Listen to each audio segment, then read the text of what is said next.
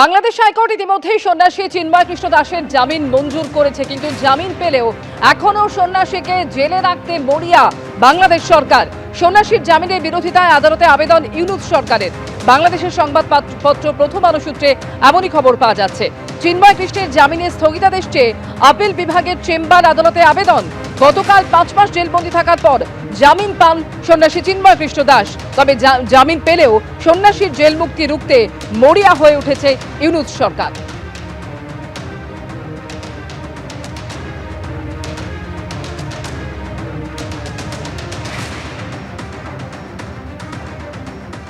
পরের খবরে আসবো। ইডি এনআইএর পর এবার আইবি স্ক্যানারেও ধৃত পাক নাগরিক আজাদ মল্লিক। ইতিমধ্যে আপনারা জানেন যে পাসপোর্ট জালিয়াতি কাণ্ডে তাকে গ্রেফতার করা হয়েছে।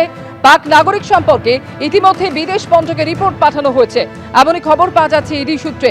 নৈহাটি ও মধ্যমগ্রামের ঠিকানায় 2টি ভোটার কার্ড রয়েছে আজাদের। দাবি ইডির, মিলেছে এখানকার ড্রাইভিং লাইসেন্সও। আজাদের পাকিস্তানের ড্রাইভিং লাইসেন্সটি করাচির ঠিকানায় 1997 সালের। নাম পরিচয় ভারিয়ে বিশেষ কোনো উদ্দেশ্যেই আজাদ মল্লিক এ রাজ্যে থাকছিল বলে অনুমান করছে ইডি। অনুপ্রবেশকারীদের জাল নথি দিয়ে ভারতীয় পরিচয়পত্র বানিয়ে দেওয়ার পিছনে কি অন্য উদ্দেশ্য ছিল? তাহলে কি স্লিপার সেল হিসেবে কাজ করছিল পাক নাগরিক আজাদ মল্লিক?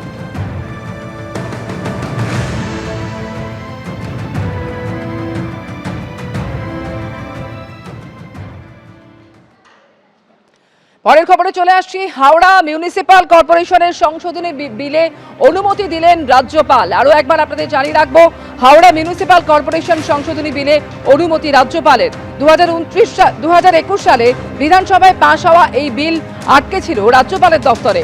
অবশেষে সেই বিলেই স্বাক্ষর করেছেন রাজ্যপাল সিভি আনন্দ বোস।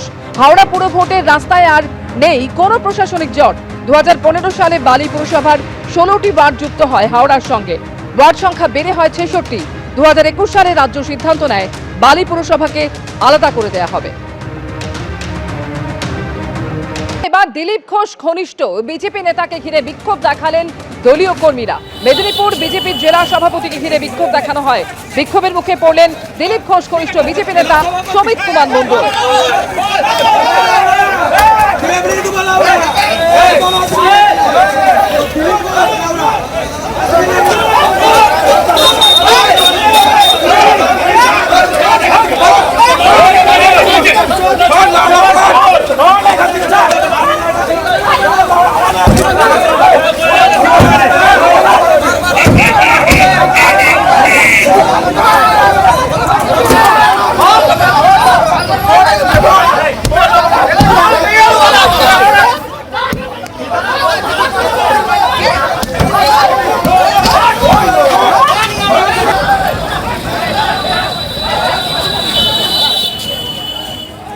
এই মুহূর্তে টেলিফোন লাইনে রয়েছেন আমাদের সঙ্গে প্রতিনিধি সৌমেন চক্রবর্তী। সৌমেন, এর আগে দিলীপ ঘোষকে এভাবে বিক্ষোভের মুখে পড়তে হয়েছিল, আর এবার বিজেপির জেলা সভাপতি তাকে ঘিরেও এভাবে বিক্ষোভ দেখালেন দলীয় কর্মীরা।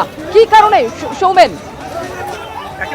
শুধুমাত্র আজকের ঘটনা এটা নয়, এটা কিন্তু গতকাল সন্ধ্যে থেকেই শুরু হয়েছিল। গতকাল সন্ধ্যেতে আমরা দেখেছিলাম বিজেপির জেলা পার্টি অফিসের সামনে দিলীপ ঘোষের ছবি নিয়ে বিক্ষোভ দেখাচ্ছিল বিজেপির একাংশ। তাদের বক্তব্য ছিল যে দিলীপ ঘোষ দলে থেকে দলের বিরুদ্ধে গ্রেফতারি করেছে এবং দিলীপ ঘনিষ্ঠ একাধিক নেতাকেও এক হাত নেন তারা। তাদের বক্তব্য ছিল এই যে জেলা সভাপতি সমিত কুমার মণ্ডল গতকাল রাত্রে তারা যেটা অভিযোগ করেছিলেন যে তিনিও টাকা দিয়েই জেলা সভাপতি হয়েছেন, এবং এ নিয়ে কিন্তু ক্ষোভ ছিলই। এবং আজ সকাল থেকে একেবারে বলা যেতে পারে যে উত্তেজনা ছিল পার্টি অফিসের বাইরে। পার্টি অফিস দখল করে বিজেপির একাংশ নেতাকর্মী বসেছিল।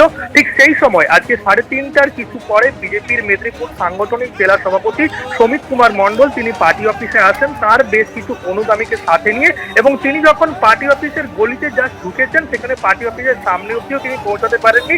সেখান থেকেই তাকে এক প্রকার ধাক্কা দিয়ে বার করে দেওয়া হয়। শুধু তাই নয়, তিনি যখন তার গাড়িতে উঠে পড়েন তখন তার গাড়ির সামনে চড়াও হয় বিজেপির একাংশ কর্মী, এবং শুধু তাই নয় তার কাঁচ গাড়িতে ভাঙচুর করা হয়েছে এমনটা খোদ অভিযোগ করেছেন বিজেপির জেলা সভাপতি। এবং আমরা দেখেছি যে একেবারে ক্ষোভের মুখে তার চালক, গাড়ির চালক কিন্তু গাড়ি দ্রুত গতিতে গাড়ি ওখান থেকে বার করে নিয়ে চলে যায়। শুধু তাই নয়, জেলা সভাপতির সাথে যারা এসেছিলেন তাদেরকেও মারধর করা হয়েছে এমনটাও কিন্তু অভিযোগ উঠেছে। তাদের যেমনটা বক্তব্য যে দিলীপ ঘনিষ্ঠ এই নেতা দিলীপ ঘোষ যেমন দলের ক্ষতি করেছেন, তেমনও এই নেতা কিন্তু টাকা দিয়ে জেলা সভাপতি হয়েছেন, এমনটা কিন্তু গতকাল রাতেও অভিযোগ করেছিলেন।